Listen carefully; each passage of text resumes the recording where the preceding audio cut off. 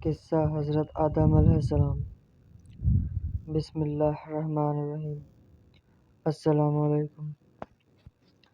اللہ نے انسان کو زمین پر اپنا نائب یعنی خلیفہ بنایا۔ اس مقصد کے لیے حضرت آدم علیہ السلام کو مٹی سے پیدا فرمایا، ان کے جسموں میں روح پھونکی اور ان سب چیزوں کے نام سکھائے۔ اللہ نے فرشتوں سے ان چیزوں کے بارے میں سوال کیا تو وہ ان چیزوں کے نام نہ بتا سکے، لیکن حضرت آدم علیہ السلام نے ان سب چیزوں کے نام بتا دیے۔ اس علمی فضیلت کی وجہ سے اللہ نے فرشتوں کو حکم دیا کہ وہ حضرت آدم علیہ السلام کو سجدہ کریں۔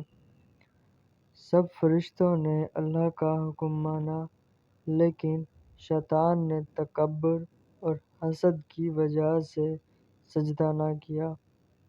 شیطان کی اس حرکت پر اللہ نے اسے ذلیل و رسوا کر کے اپنی رحمت سے دور کر دیا۔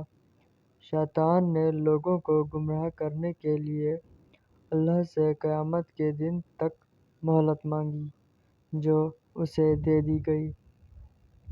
پھر اللہ نے حضرت آدم علیہ السلام کے لیے حضرت حوا علیہ السلام کو پیدا فرمایا اور ان دونوں کو جنت میں رکھا، لیکن آزمائش کے لیے ایک درخت کے پاس جانے سے منع فرما دیا۔ شیطان کے بہکانے پر حضرت آدم علیہ السلام اور حضرت حوا علیہ السلام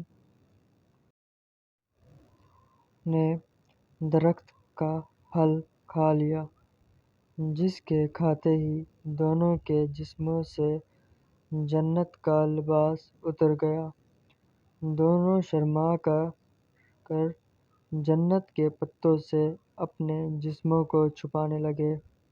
دونوں کو اپنی خطا کا احساس ہوا تو فوراً اللہ سے معافی مانگی اور عرض کرنے لگے، اے ہمارے رب، ہم نے اپنی جانوں پر ظلم کیا، اور اگر آپ نے ہمیں نہ بخشا اور ہم پر رحم نہ فرمایا تو ہم ضرور نقصان اٹھانے والوں میں سے ہو جائیں گے۔ اللہ نے ان دونوں کی خطا معاف فرما کر انہیں زمین پر بھیج دیا۔